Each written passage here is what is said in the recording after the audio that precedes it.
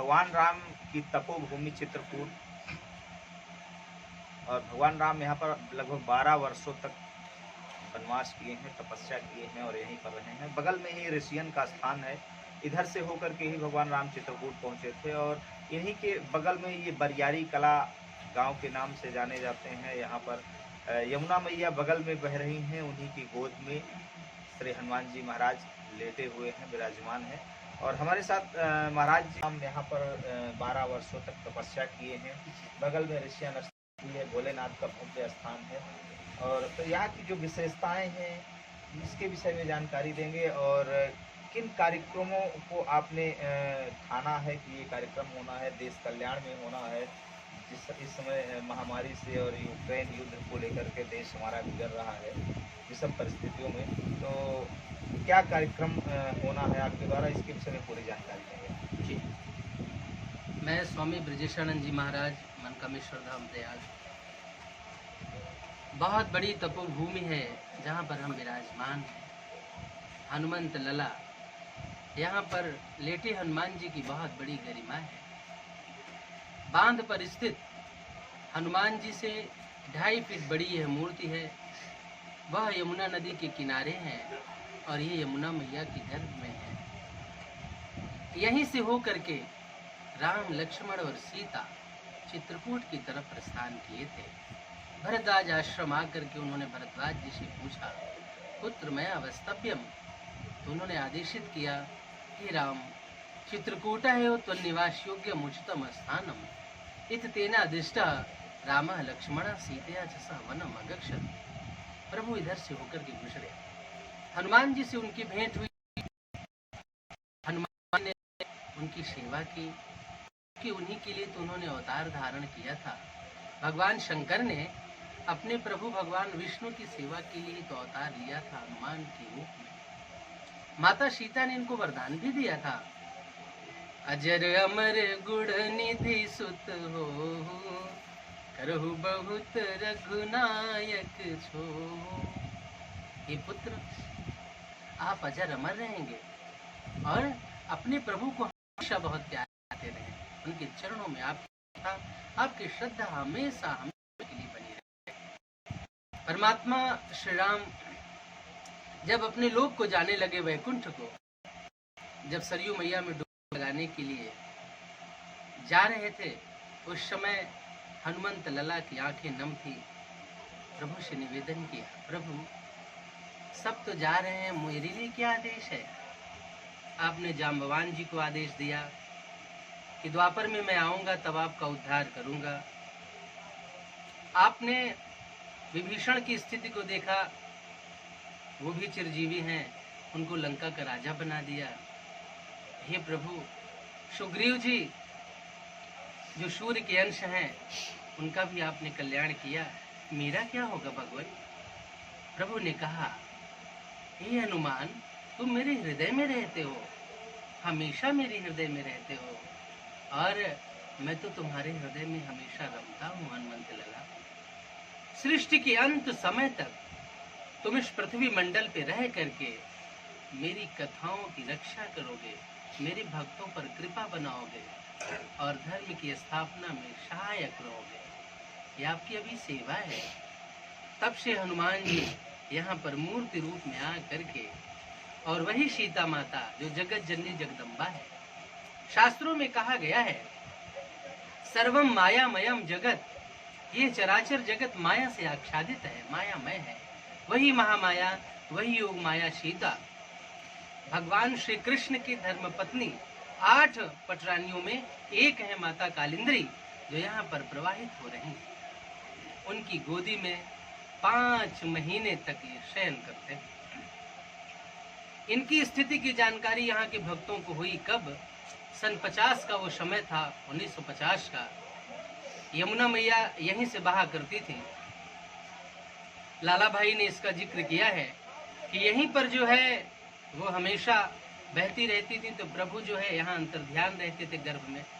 लेकिन जैसे माता के जल का स्तर उस साइड गया वाम भाग में, तो यहाँ पर ये दिखने लगे। तो सन 50 से ये दृष्टिगोचर होते हैं। यहाँ पर इनकी आराधना का बड़ा महत्व है। यह प्रतिमा समस्त जीवों का परम कल्याण करने वाली है। सन 12 में यहाँ पर 1.25 करोड़ पार्थिव शिवलिंगों की स्थापना मेरे द्वारा इस क्षेत्र की जनता के सहयोग से किया गया। कल ही के दिन से कार्यक्रम शुरू हुआ था, 27 मई से। कल 27 मई है, 10 वर्ष पूरे हो गए हैं यहाँ पर। इस बार यूक्रेन की स्थिति देखिए, लोग अपना घर द्वार छोड़ करके पलायन कर रहे हैं। 10 लाख लोग पलायन कर गए। सोचा जाए, कभी अपने ऊपर घटा कर सोचा जाए कि जब हम ऐसी किन्हीं विपरीत स्थितियों में अपने वतन को, अपनी गृहस्थी को, अपनी संपदाओं का परित्याग करके एक अनाथ की तरह दूसरे देशों की शरण लेते हैं, तो उस समय क्या होता है। धर्म की कितनी हीन भावना जागृत होती है, जीव को कितना कष्ट मिलता है, सोचने की बात है। और हमारी भारतीय संस्कृति हमेशा संभाव की रही है, सर्व कल्याण की रही है। हमारे यहाँ कहा जाता है, परहित सरिष धर्म नहीं भाई, पर पीड़ा सम नहीं अधमाई। परोपकाराय शताम विभूतयः। हमारा भारतवर्ष ऐसी संस्कृत का देश है। तो इसलिए यहाँ पर जो बढ़ती हुई हिंसा है, कोरोना जैसी वैश्विक महामारियाँ जो बार बार आती हैं और बढ़ती हैं, घटती हैं, कई लोगों की जानें चली गई, लाखों लोग बेघर हो गए, गरीबी, हीनता, क्षीणता सब कुछ आई है, तो हनुमान जी के सिवा कौन रक्षा कर सकता है।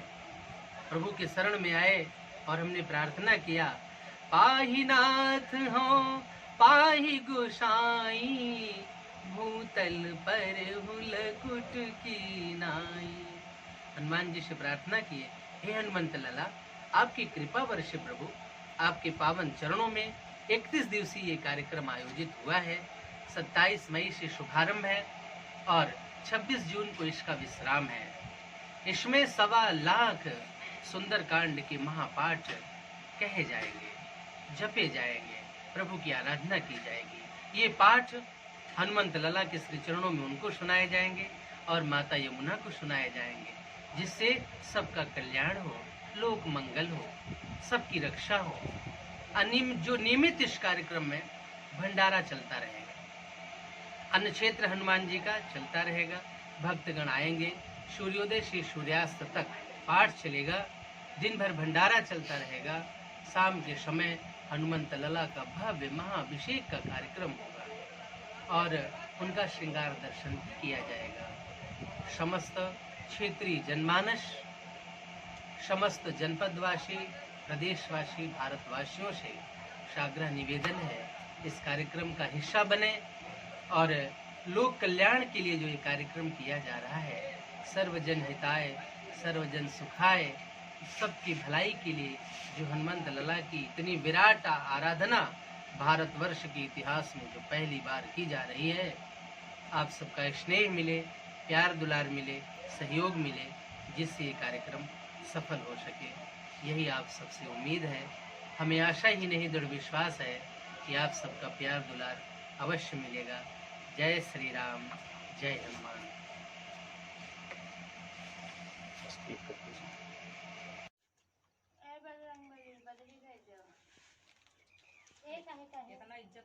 कहते भगवान जी भूमि में कह पा रही हैं। फिक्री हमरे लगे ना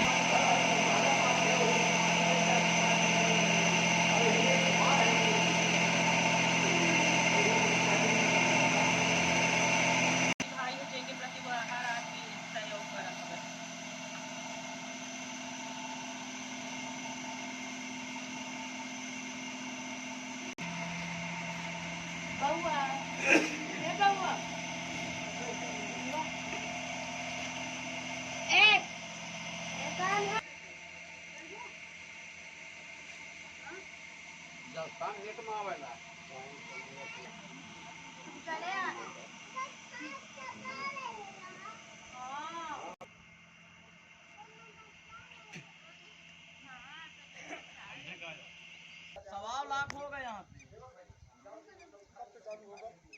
27 तारीख